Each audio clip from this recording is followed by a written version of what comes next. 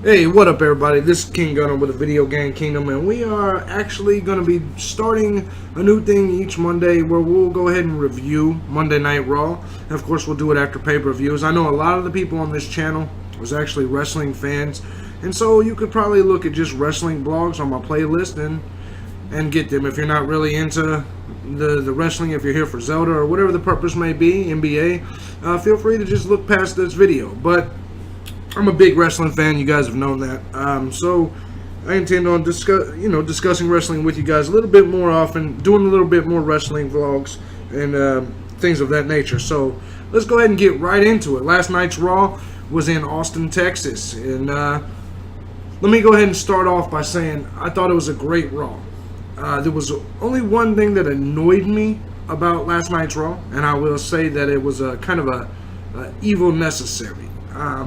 And that was the fact that they over and over again kept bringing up the WWE Network only being $9.99.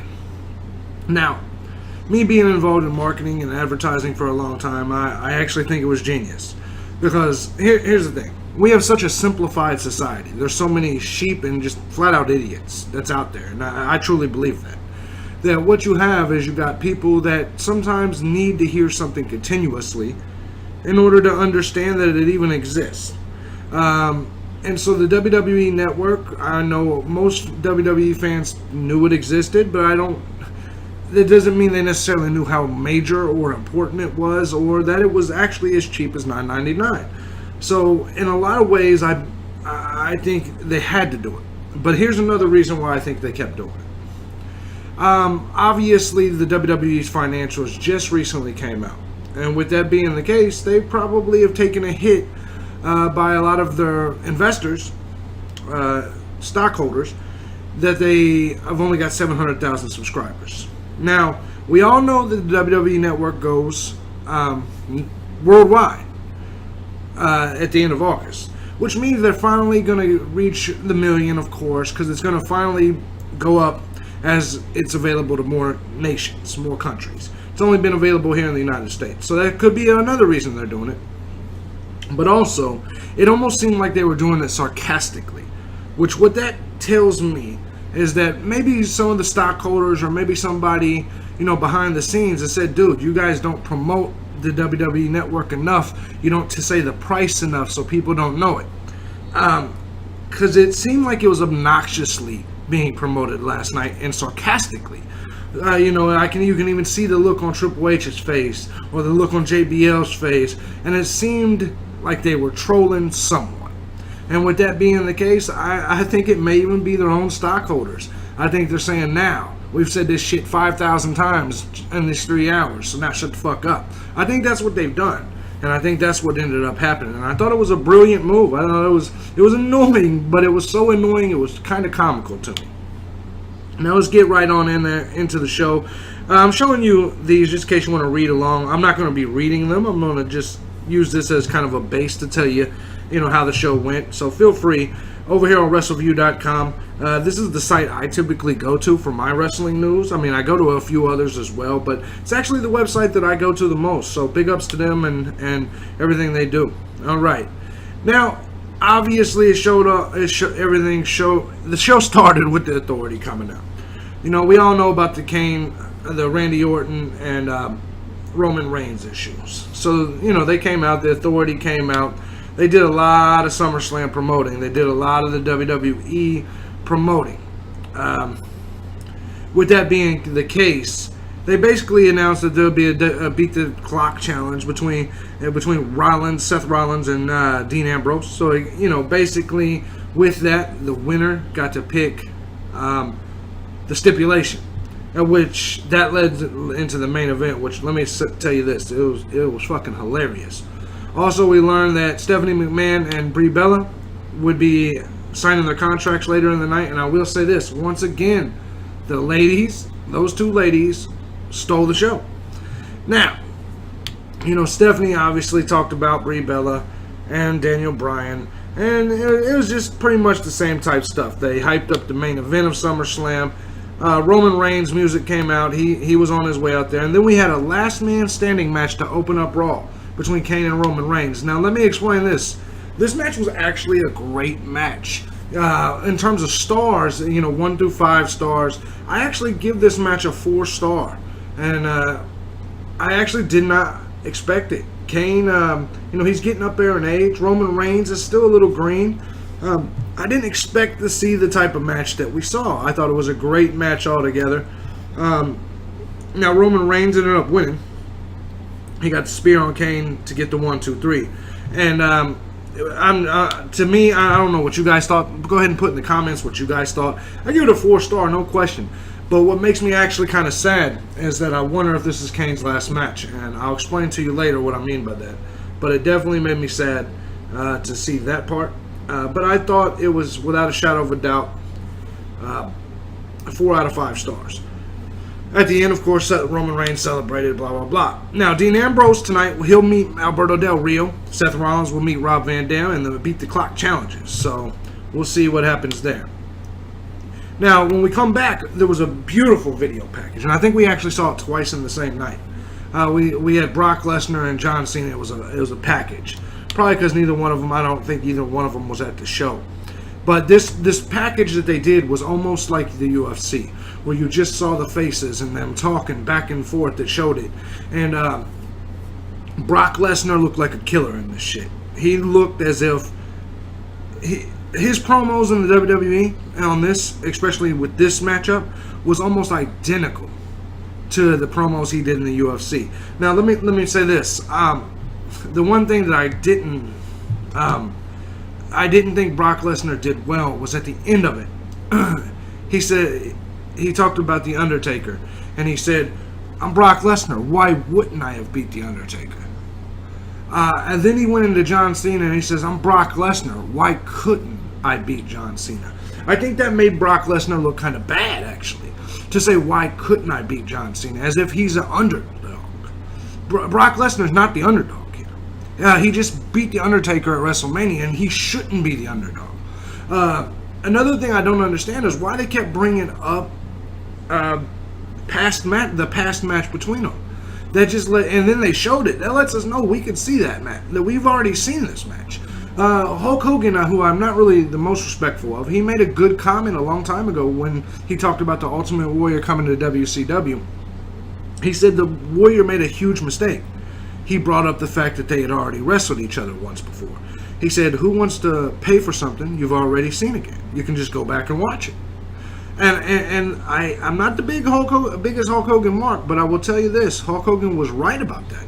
So there was a couple things I disliked about the whole Cena Brock Lesnar promo, but overall, the way they did the promo was beautiful, exceptional. All right, we learned that Jericho and Harper will go one-on-one. Damien Sandow came out dressed as the Oklahoma Sooner. He wrestled Mark Henry. Mark Henry got the win. Let me say this. Mark Henry still could be a beast if they want him to. I think they need to put him with the new nation that's being formed with Xavier Woods. Damien Sandow, I really hate what they're doing with him in terms of jobbing him out so much. But let me tell you something. In terms of entertainment-wise, Damien Sandow is one of the most entertaining wrestlers on the roster, and that's just the facts. I think he's done great. All right, Adam Rose. I hate his character. I'm not even going to speak on Adam Rose. I wish he would go back to Leo Kruger. I just wish they would do something about that. Dean Ambrose beat Alberto Del Rio. I believe he beat him in like 15 minutes or something. It doesn't say right here, but I think it was 15 minutes. He beat Alberto. 15:42. It was a close call. Alberto Del Rio was about to get that arm breaker. I was concerned for a minute, even though we all knew Dean Ambrose would probably win the match. Just made the most sense to book him to win. But it was a good match. Alberto Del Rio. With that match, I'll give it 3 stars, probably 3 stars. Dean Ambrose did not look happy, obviously. Rusev and Jack Swagger. I love this storyline. I love this feud. They came out, had their little issue, no question. Now, the thing about it is that because I don't like what Jack Swagger, where I know this is going to go. This is going to go to Jack Swagger losing. I really actually hope they push Jack Swagger and give him the win over Rusev.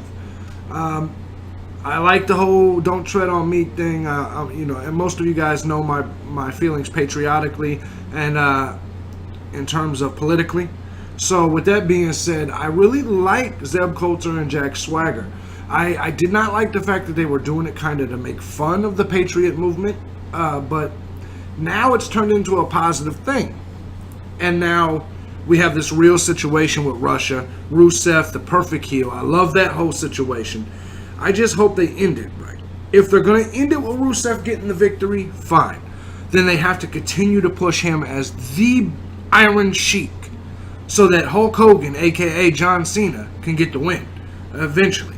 What I'm hoping they do is Hulk Hogan's going to be on the show next week. I'm hoping Hulk Hogan gets involved in this Jack Swagger Rusev issue. I think that would be great. Now, with that being said, we saw the same thing. Swagger, Coulter, them arguing, fighting. Swagger gets knocked out. Rusev corners Coulter, but Coulter held his own. He stood right there. It was a great segment, I think. But I think it's getting repetitive. As much as I love it, I'm ready to see the feud go to the next level. All right, Cesario versus Dolph Ziggler. I don't even think Cesaro had an entrance, so it was kind of I knew he was going to get jobbed out from the beginning. Don't understand why they're jobbing him out so much now, but at least they're pushing Ziggler now. Ziggler gets the win pretty easily, actually, with The Miz on commentary. Cesaro is something must have happened. Cesaro went from what I thought was going to be a huge push to now getting jobbed. I wonder what happened with Cesaro in the background. Anyway, next up we got Ryback and Goldust versus Goldust and Stardust. Goldust and Stardust obviously got the win. I am tired of seeing those two teams wrestle, but I will say this: I really like the Goldust and Stardust gimmick. I didn't think I would at first. I know the only thing I don't like about it is I know they're setting it up for Goldust versus Stardust. I just hope they hold them together till next year's WrestleMania. I wanted to see it at WrestleMania this year. But to be honest, Dustin Rhodes versus Cody Rhodes needs to be at WrestleMania. Even if it's just the opening match, I'm fine with that. I just hope they wait until next year's WrestleMania. All right, in the next match, it was Luke Harper versus Chris Jericho. If Luke Harper loses, he won't be able to be at ringside at SummerSlam. This was actually a great match. I thought it was outstanding. The finish saw Bray Wyatt coming in and Chris Jericho winning by disqualification. So it officially now will be Bray Wyatt versus Chris Jericho with nobody at ringside at SummerSlam. I look forward to that match. I just hope they, at some point, put Bray Wyatt over. But then again, I'm a Chris Jericho guy. I love Chris Jericho, so either way, I'll pretty much be happy. I like that entire feud. I hope it gets a little dirtier, nastier, and I hope a lot of things come out of that. I give that matchup between Luke Harper and Chris Jericho 3 stars. I thought it was a decent match. By the way, the Ryback versus Goldust and Stardust, I'm gonna give it a 3 stars as well. I like the way Cody Rhodes changes his moveset to kind of mimic Goldust. I think it's pretty cool. All right, next up, we got Diego, what happened to Fernando? But anyway, him and El Torito and Summer Rae and Layla. Anyway, Diego beat Fandango easily. Fandango was just jobbing all the time. Hornswoggle was his dance partner. Really funny segment, but then it got weird as Fandango attacked Hornswoggle, and then Hornswoggle went and joined up with Diego, El Torito, Summer Rae, and Layla. Very interesting, it was entertaining, but I don't understand the Diego push over Fandango. I don't understand why Fandango's getting jobbed, why Sandow's getting jobbed, why Biggie Langston's getting jobbed, why Antonio Cesaro's getting jobbed. These are all the new guys from last year we thought were going to get pushes, and well, nobody did. Anyway, we had Bo Dallas and R-Truth. Bo Dallas actually rode him up, held the tights, finally got a win over R-Truth. I thought it was great. R-Truth attacked him afterwards. This feud's heating up. I like it a lot. With that being said, I'm going to go ahead and I'll be right back. We're going to take a small break. Alright, we're actually not taking a break here. We're going to continue to go with R-Truth and Bo Dallas. I wanted to go actually get me some coffee so I can come back and discuss this whole thing. Bo Dallas, he's growing on a lot of people. He's growing. I've liked the whole Bo Dallas thing since the beginning. I like the facial expressions. Bo Dallas can actually tell a story in the ring, incredibly, without saying a word, just by his facial expressions and body language. I really like that about Bo Dallas. We see the same thing with Bray Wyatt. We actually saw the same thing with IRS, their father. So believe it or not, I think Mike Rotunda has taught his boys how to tell the story with their body, without saying a word. And I think that it's worked out well. Would I like to see Bo Dallas eventually with Bray Wyatt in some aspect? Yeah, Bo Dallas could grow a beard and do all that. But here's the thing. I think Bo Dallas can do it on his own. There's not much of a difference. You gotta look at Bo Dallas. I could see there being Bo-levers and that kind of a cult following type thing. And then same thing with the Wyatt family. We already know that's turned into a cult following. So I actually think Bo Dallas is a hell of a character. I really enjoy his work. There's just something about him I really enjoy. Of course, we all know Wyatt and Jericho is going to be a great thing. One of the things I caught from that Wyatt backstage interview was his thumb. They did great. Sometimes the WWE's details and how they present a character is so amazing, actually. We again saw the video with Brock Lesnar and John Cena. Thought that was great. Now, I'm going to have to reload this. But anyway, then what we saw was Seth Rollins and Rob Van Dam. Seth Rollins had to beat Rob Van Dam in a matter of less than a minute, 15 minutes and 42 seconds. Well, we saw the authorities say that it was going to be replaced. Rob Van Dam was essentially going to be replaced with Heath Slater. Now, as soon as they did this, right, I knew what was about to happen. Heath Slater, and I know most of you guys were like, nah, Heath Slater's a jobber, so they wanted the authority to kind of give Seth Rollins an easy victory to play the heel role. Well, let me make this clear. Most storylines where a wrestler picks a stipulation, it's typically the face that gets to. So I knew at the end of the day, Dean Ambrose was going to win this challenge, even though he had 15 minutes and 42 seconds in his match. This match started with only 10 minutes left in Raw. So I knew they couldn't do the whole time. So with that being said, we only had two options. Seth Rollins had to win the match, or Heath Slater had to win the match. Either way, it had to go quickly because we still had the contract signing left. So as soon as that, I looked at my daughter and I said, you know what? Heath Slater's going to win this match. He's going to roll him up and win this match. And Dean Ambrose is going to cause it and blah, blah, blah.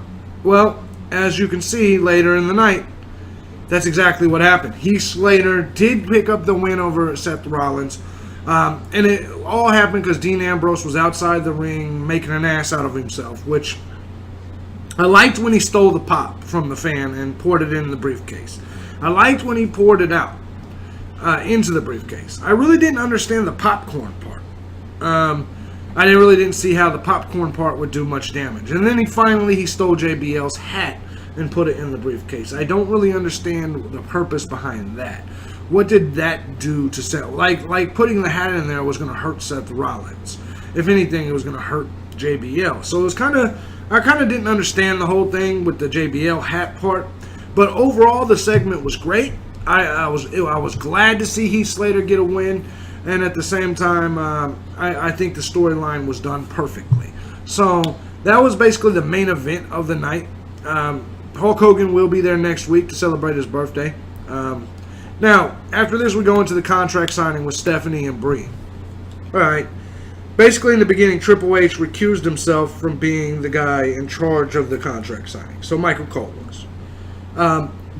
Brie Bella talked a lot of shit about Stephanie McMahon. And I thought it was pretty cool. Then Stephanie fired back with a lot of shit about Brie and Daniel Bryan and things of that nature. And so at first it was just two bitches going back and forth, yelling at each other. And but Stephanie, she's a great actor. She's great. You can tell she's been raised a McMahon. She's just great at what she does. Brie Bella did pretty well for the most part. What ended up happening though is Stephanie, once the contracts were signed, Stephanie attacked Nikki Bella. Hit her with the pedigree. And then Triple H shoved Brie Bella into the corner with the desk and held her captive as Stephanie pedigreed Nikki. And then, of course, Brie Bella slaps Triple H, and then Brie Bella comes out, and Brie Bella gets pedigreed. So Stephanie showing what she showed 10 years ago. Stephanie looked pretty good, and she pedigreed. Those pedigrees looked excellent. And she pedigreed both of the Bella twins and stood tall as the heel reigning supreme at the end of Monday Night Raw. I thought it was a great ending, a great show. The story was told great. I'm telling you, Stephanie and Brie Bella, as much as I hate female diva matches, the story is being told so excellent. Stephanie, god damn, just the whole story is being told perfectly. It's crazy that possibly the best story being told in the WWE right now is by Stephanie McMahon. That's I don't think it's that much of a stretch to say that. I ask you, what story is being told better than that? Maybe the Brock Lesnar Cena thing, but I don't know.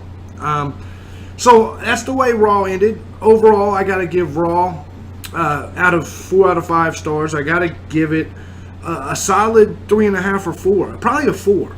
I mean, it was kind of the perfect setup. As if going into SummerSlam, I think we're getting some good shit going on here. Hulk Hogan being back next week should bring in some entertainment. Obviously, we're all waiting on Sting. But yes, I think this week's Raw was almost a perfect Raw. It gave us a lot to look forward to. I can't wait to see it next week. And in fact, what it is Dean Ambrose is going to pick the stipulation on SmackDown. I think I'm even going to watch SmackDown for the first time in what seems like forever.